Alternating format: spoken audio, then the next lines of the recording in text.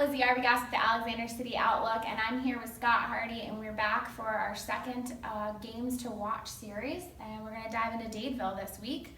Obviously, we have to talk about the Reeltown game. Big rivalry. I've heard a lot about it. I'm super pumped for this game.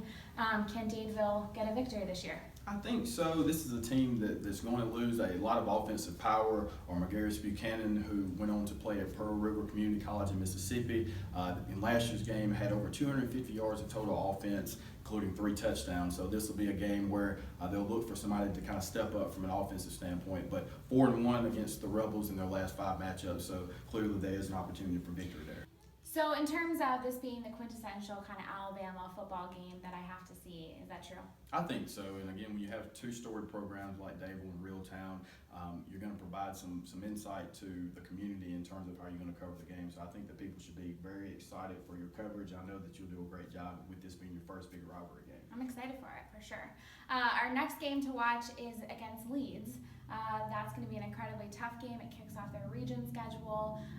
Tell us a little bit about the history of that game. Yeah, Leeds 2-1 against the Tigers in their last 3 matchups. Last season, Leeds kind of put it to the Tigers, scoring 46 points in that game. And if you look at how the season went for the Tigers last season, giving up almost 45 points a game. So last year's game against Leeds was very synonymous with how the season went. So for them to be competitive, they're going to have to hold them to under 20 points, because in games where the Tigers won in those 5 games, they held them to 17 points. So I think that that's something that you'll look forward to in that game as well. I do think this should be kind of an uphill battle for the Tigers, being that Leeds returns their starting quarterback, they return their top 2 running backs.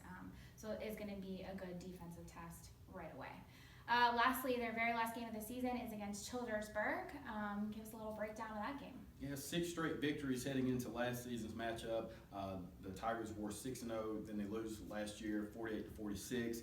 This is a game that you'll see kind of as a fan, you'll get a better feel for how the Tigers are able to be without their star McGarris Buchanan, because he was out that game. Wade Tucker, someone who's a multi-position athlete and someone who can provide some offensive power for the team, had 5 touchdowns in that game. So I think that there's an opportunity for them to get back on the winning track of things and get back on the winning side against Childersburg. I'm definitely excited to see what we get from Quay Tucker. I got to know him a little bit in the track season. Obviously, he's a very good track athlete.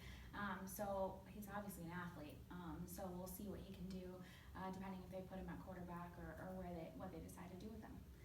All right, until next week, we'll be back for Horseshoe Bend.